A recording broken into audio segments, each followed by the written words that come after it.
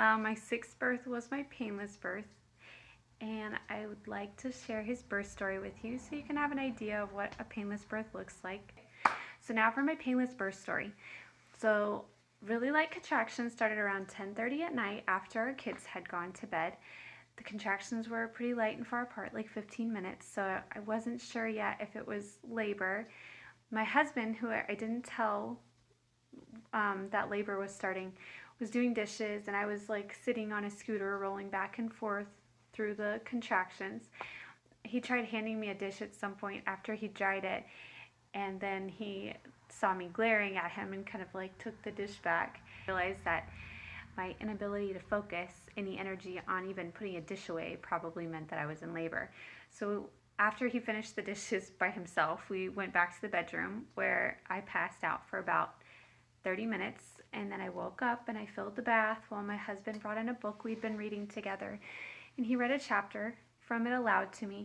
So after he read, he asked me if I needed anything, and I was like, no, aren't you gonna go rest? And he kind of looked at me like I was crazy and was like, yeah, I was going to, but now you're sitting in our bathtub breathing hard, 9 months pregnant, so I'm probably not gonna sleep. For some reason, I thought I'd be able to like hide my contractions until they were a little stronger. I don't know why I wanted to. For some reason, I was thinking it'd be fun to give birth while he was asleep and then wake up and be like, wake up, there's a baby. I don't know.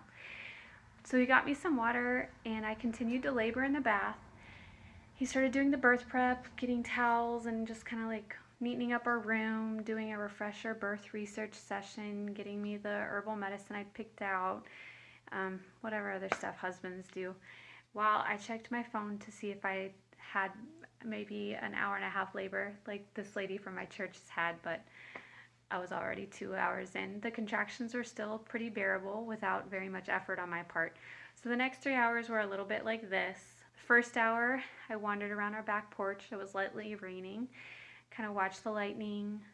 I'd stop to sing or rock my hips through contractions as they came. The next hour, I laid down on my bed to try to get some sleep. I'd pass out and then I'd wake up like totally disoriented every time I had a contraction to get on my birthing ball.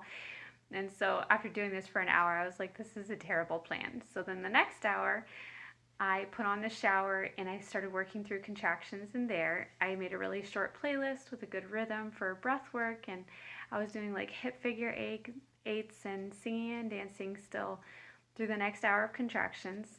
At the end of that hour, I switched the shower to a bath, and like suddenly my husband came running in with scissors and string, and he was like, what's wrong? And I was like, everything's fine, and told him to chill his vibes out so I didn't start getting anxious too. It was just the bath turning on, he said with relief. I thought you were having the baby. So he asked me what I did, and I asked him to pray. He got a prayer book and started praying over me while I was in the bath for a few minutes. Then I moved to the birth ball. He alternated praying over me and putting pressure on my back to help me with the contractions. So at that point, my mental peace and focus were getting weak, and suddenly I was feeling doubt and very tired, and I knew that meant transition. This was around 4 a.m. I started praying aloud to Jesus with the crucifix in my hand, telling him thank you for the painless labor, and also telling him I was really tired. And right after that, I switched to laying on my side, and then I started feeling the urge to push for the first time, which I dread and hate pushing. It was like my birth nemesis. But I knew if I wasn't embracing it, it'd be a lot harder. So I rested my knees on the ground with my arms around the birth ball, and I started praying aloud to Jesus again in between contractions, just telling him thank you, asking him to continue to help me through my birth. So I'd kind of like rock back and forth when there was a pause, and whenever a wave hit me, I'd lean back to let my body push. I was pretty eager to get the baby out. I tried to calm myself down so I didn't wreck myself pushing too hard. But as I prayed and I pushed and I did moo breaths very loudly through each urge to push, I thought, this really isn't bad. It's not painful. It's just a weird feeling. I kept reaching up to feel the baby's head, and that kept my focus off the really weird sensation of pressure that happens when you're pushing. Finally, after a few really strong pushes, I stopped to listen to my husband's prayer because he'd been sitting next to me praying really quietly the entire time I was pushing.